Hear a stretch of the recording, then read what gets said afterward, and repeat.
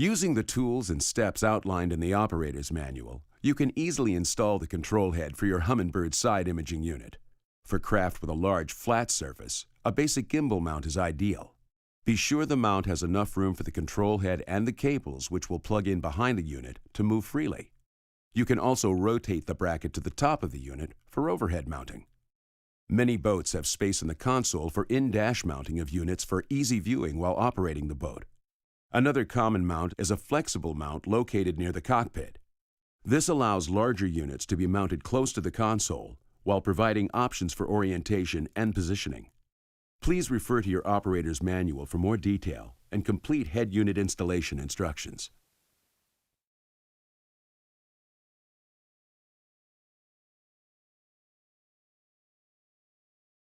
Installing a side imaging transducer on your boat is not difficult, but there's certain things you have to keep in mind.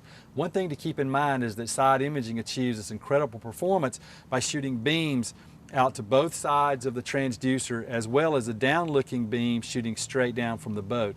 Because of this, you have to make sure that this entire area, both to the side as well as up under the boat and all the way to the other side, is clear of obstructions. The type of obstructions you'll face depends on the actual rigging of the boat. Certain boats are rigged with jack plates, as this boat is, and that makes the installation process much easier because the jack plate moves the motor mount further away from the boat and provides an area up under the jack plate where you can install the transducer. If a boat does not have a jack plate, you have to be concerned that the side imaging transducer is below the motor mount, and that way you get a clear shot to the opposite side. For boats that where installation on the transom just isn't feasible, we also have a through-hull transducer where you can mount it as well. You can mount the transducer one of two ways, here on the boat's transom or on the trolling motor. We'll cover mounting to the boat's transom. Mark the 3 mounting holes on the transom using a marking pen or by partially drilling the holes as shown using a 5/32 inch drill bit. You can then double-check the fit of the mounting bracket.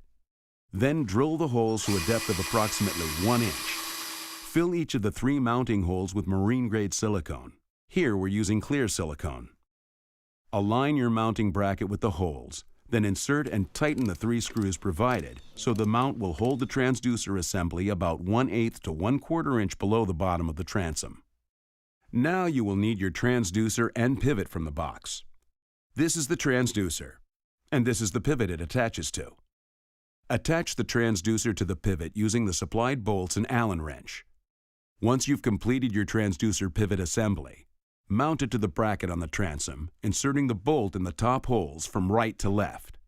The transducer mount features a kick-up mechanism, so a small amount of movement is normal.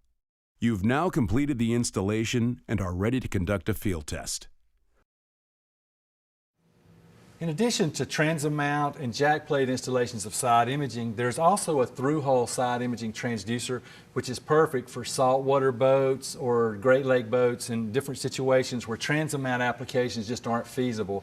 Certain smaller boats also have a flat area in the back that has a clear path to both sides, and you simply drill that 1 1/8 inch hole and then install the transducer